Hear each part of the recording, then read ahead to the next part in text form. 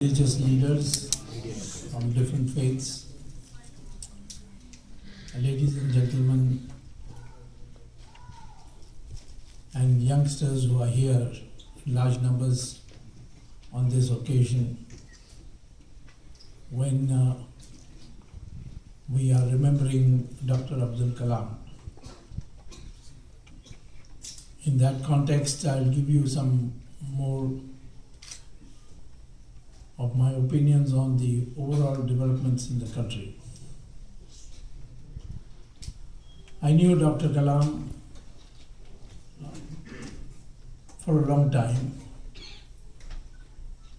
I was part of the Parliamentary Select Committee on Defence, and so he was a scientific advisor to the Defence Ministry.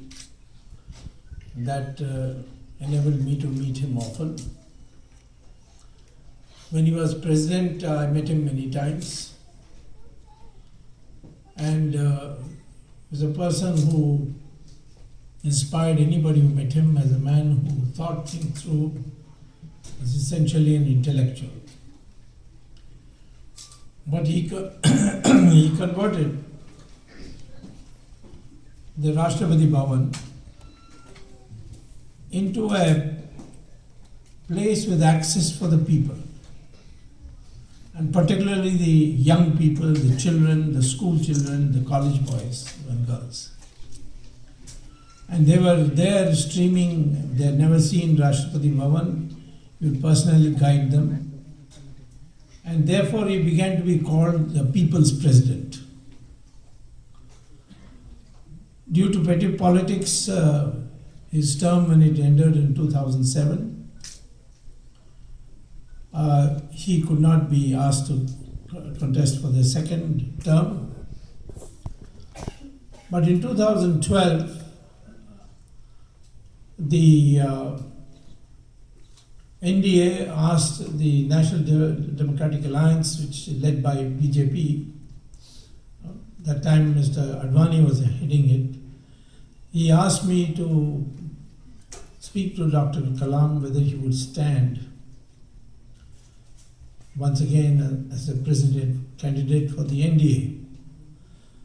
So I went to Dr. Kalam's place several times in his New Delhi residence, and he first asked me, "You want me just to stand, or do you think I can win?" So I said, "I am sure you can win, and I will show you the arithmetic state-wise, because in that both MLAs and MPs vote." So he said, "Okay, you bring me the thing and convince me that I'll win." So I went after doing some of my homework and brought all the charts, the numbers, and showed that he would win if he stood. Then he said, "Then I'm not standing."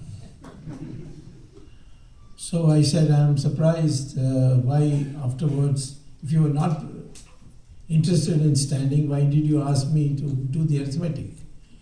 He says, "I wanted to show to you that I genuinely did not want to be president. If I was a losing candidate and I said no, then it is an act of cowardice. But I was a winning candidate and I said no, that is an act of sacrifice."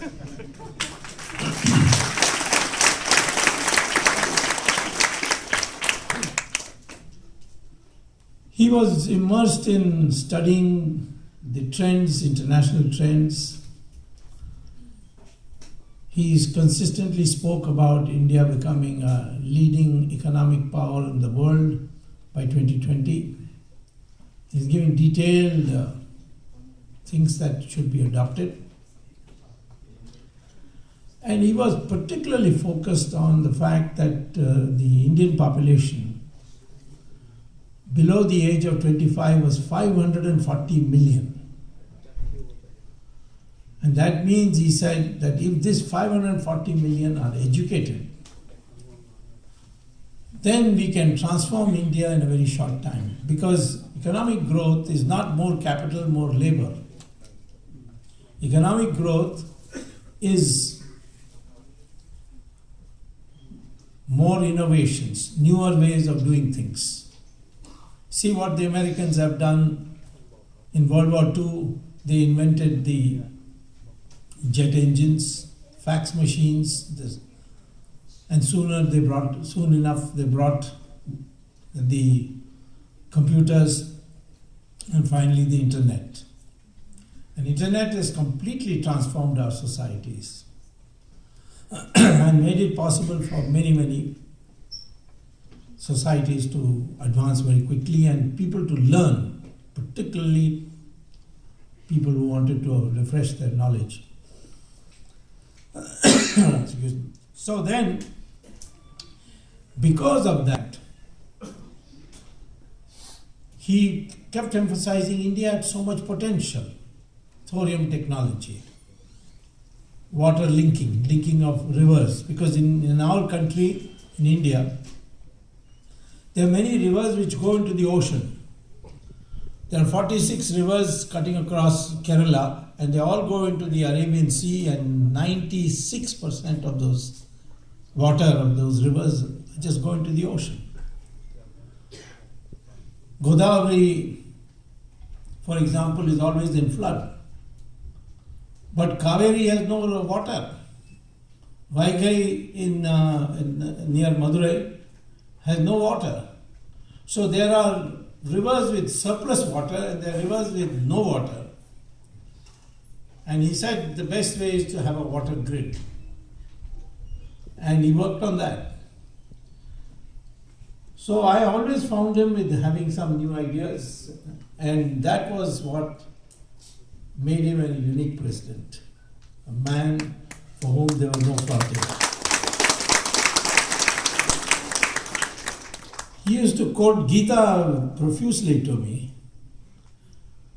and he felt that he had transcended all religions. He said, I take the best from all religions. And therefore, in fact, he showed what a true Indian can be. Since then, the further progress in our country, based on some of his ideas during the 2014 elections, we got inputs from him also informally. And we had an election campaign based on governance, which was Dr. Kalam's pet subject, fighting corruption, and the integration of Indian society. These were the three main issues in the last elections. So many people ask me, how much have you achieved? Well, I tell them that 1 year is too short. They said, but there are so many things to be done. When will you do it? I said, we do it right now. By the time the next elections come, you will forget it, that we did it. So if we should do it, we should do it in the last year, so that you will remember when the elections come. So, therefore, but that is, jokes apart, the fact is that all these are doable things. Making India into a leading economic power in the world. That's easily possible. And I'll just take ideas from Dr. Kalam on how it can be done. Take, for example, agriculture. Today there are so many people, farmers who are committing suicide. It's a shame on the country. And people think it's a backward sector. On the contrary, if agriculture is given focus, it can become the leader of India's economic development. Why? Because of the potential of Indian agriculture. You cannot visualize the world without any agriculture, because you need food, and food can only come from agriculture. But look at India, such a vast area of which about 120 million hectares are actually cultivated. And this is, even though China is a larger country, but it has less than 120 million hectares. The arable land in China is less than that of India. And consequently, on this land, you find that you grow only in 25% of the land, you grow more than one crop. But India is blessed with the weather that you can grow 3 crops a year. And 3 crops means tripling of the production. But we are not able to do it because the farmers depend for water on rain, and rain comes in only one season. So if you develop agriculture, you can grow 3 crops a year, that's tripling of the production without any new investment.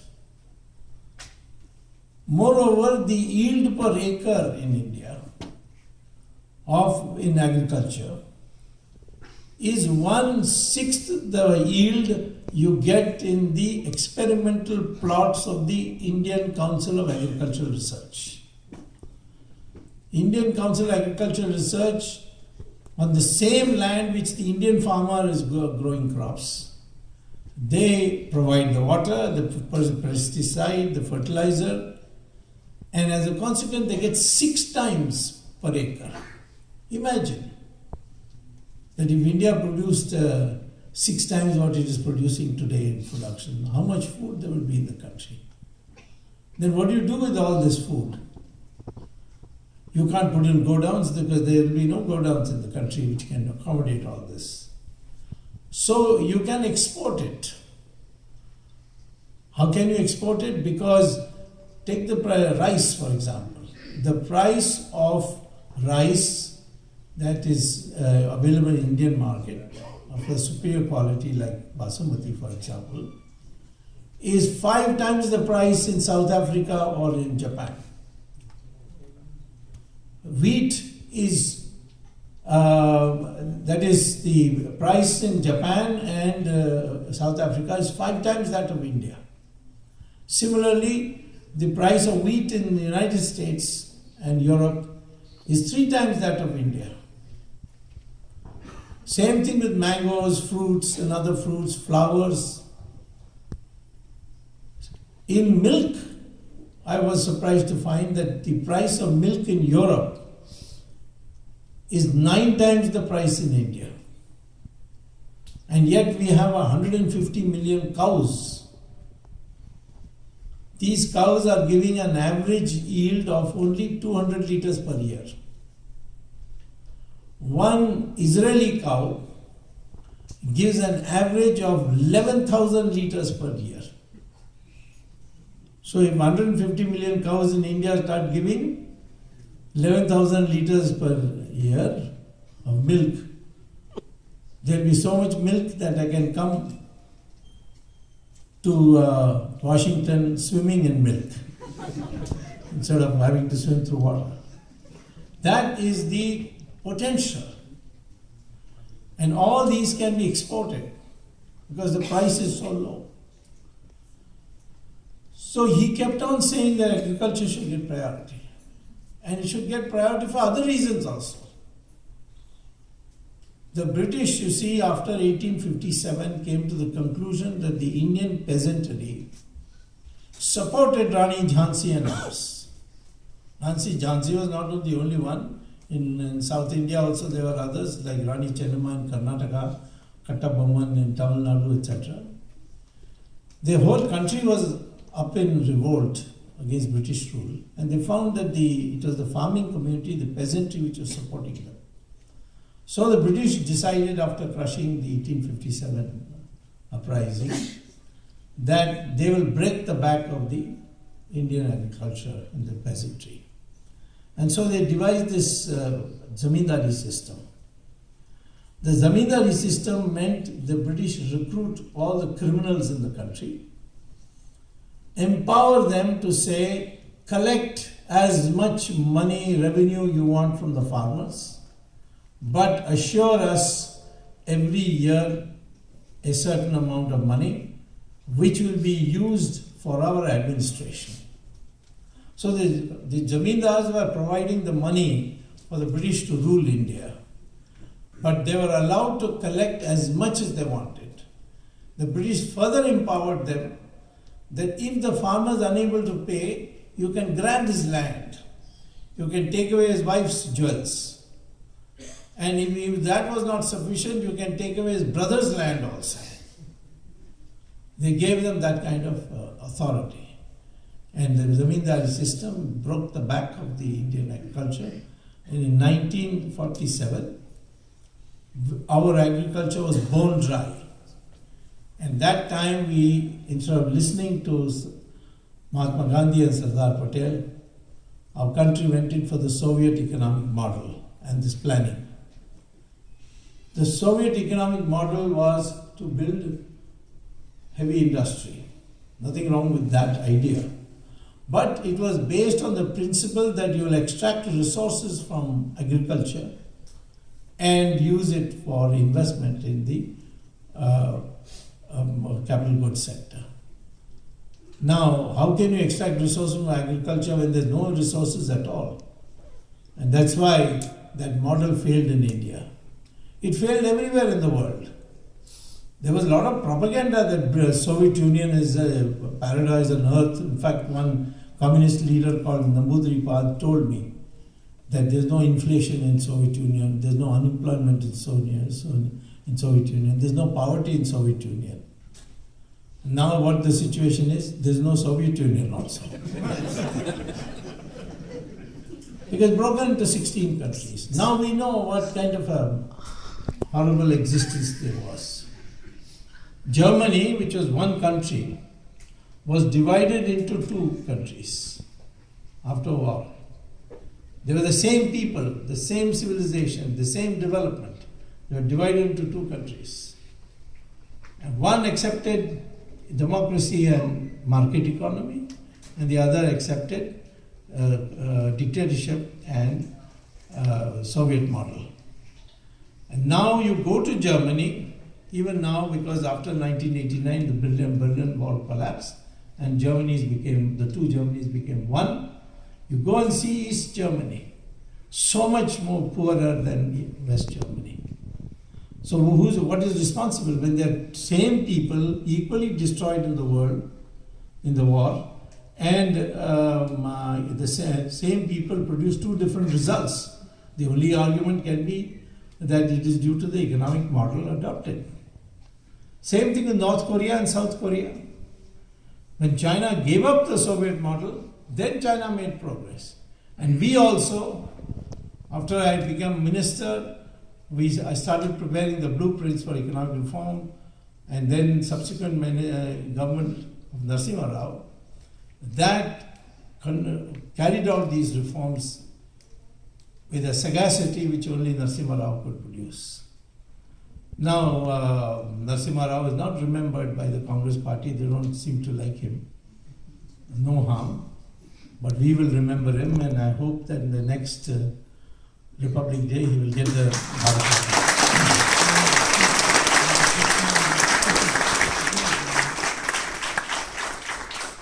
I was told that in 1991, after Rajiv Gandhi's assassination, it was decided that Sonia Gandhi will become Prime Minister. But when the results came out, they were short of 40 seats. So the family and advisors of Sonia Gandhi felt that she's too inexperienced to run a coalition government. So for some time, let someone else be in Prime Minister. And then during that period, they would break other parties and create a majority. Well, they so picked up Narasimha Rao. He was very sick at that time. He had multiple heart attacks and he was in a very bad state of health. So they thought if you make him Prime Minister, he will die in 6 months. And by the time you will have made the majority. But unfortunately, as soon as he became Prime Minister, his health began to improve. He lasted full 5 years. So I'm saying that what did Narasimha Rao do in his reforms? I mean, I may have prepared it, anybody can prepare it. But it is his sagacity that got it implemented. And what did he achieve?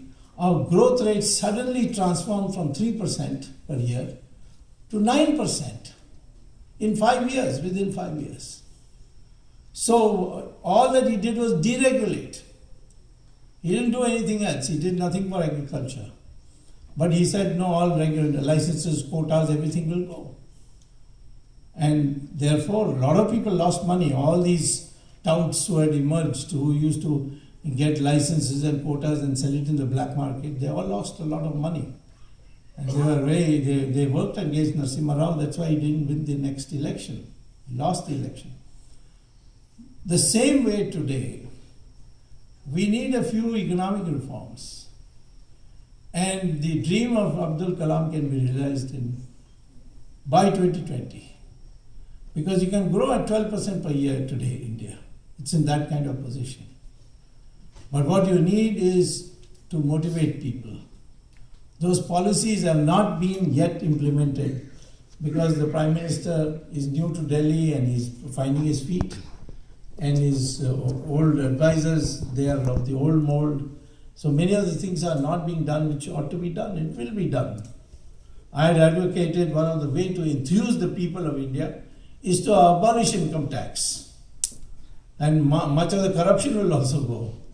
They said, then where will you get resources? I said, auction spectrum. And you got 2 lakhs this year. Now we're going to get 3G. And later on 4G, coal, all these things are going to give you plenty of resources. We can also get money, black money from abroad. There's $2 trillion, namely 120 lakh crores.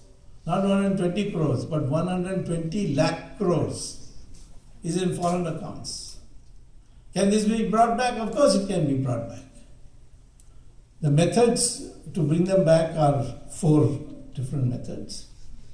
One is that if you have information that anybody has a bank account, say in Switzerland, then India and Switzerland have a mutual assistance pact.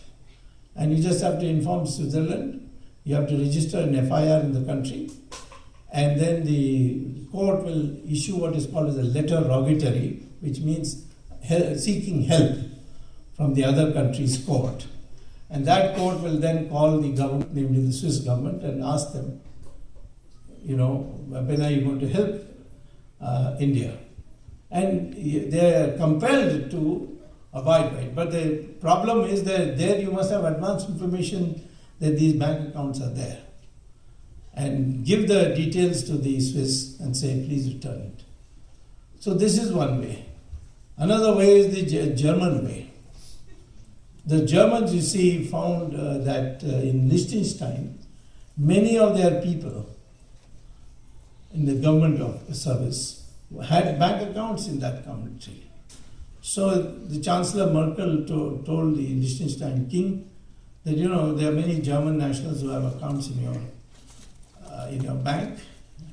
So please give us those names. So the king said, I can't do that because our whole business is on secret banking. We'll go bankrupt. That happens. So we can't give. So what did Germany do? The Chancellor authorized her people to find out who is the senior most officer in Liechtenstein Bank. And they located him. And then she said, bribe him. So he was offered $500 million, $500 million, plus US citizenship, plus a passport, and plastic surgery to change his face. This gentleman saw suddenly he will have $500 million. So what he did, he said, I cannot give German names alone because they are all in one place.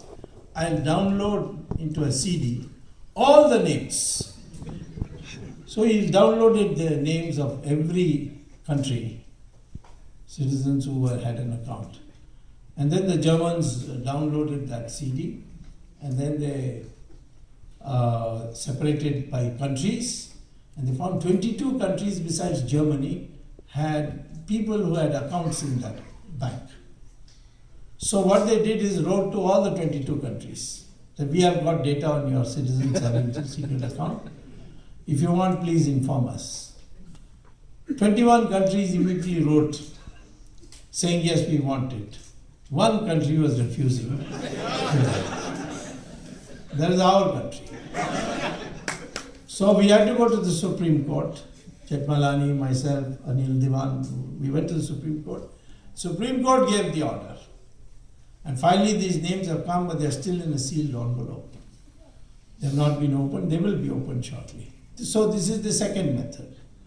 The third method is the American method, which I like very much, which is that they found there were 5,627 American citizens who had illegal bank accounts in Union Bank of Switzerland and Credit Suisse. So what the American authorities went and spoke to the chairman of the branch here in Washington, to both banks, and said, please give us the names. So they said, no, we cannot give because it's against our business practice. So the treasury agents said, okay, went away. And that evening, the Homeland Security had arrested the top people under espionage charges. And all these air-conditioned people who were used to air-conditioning suddenly in the heat and pell-mell of the jails, they lost nerve, and finally Switzerland said, we'll give you all 5,627 names. They got it this way. We also in Bombay have the Union Bank of Switzerland branch and Credit Suisse, but we don't have the nerve yet to do what the Americans did. Then there's a fourth method. It's a slightly more longer process, but it's also effective.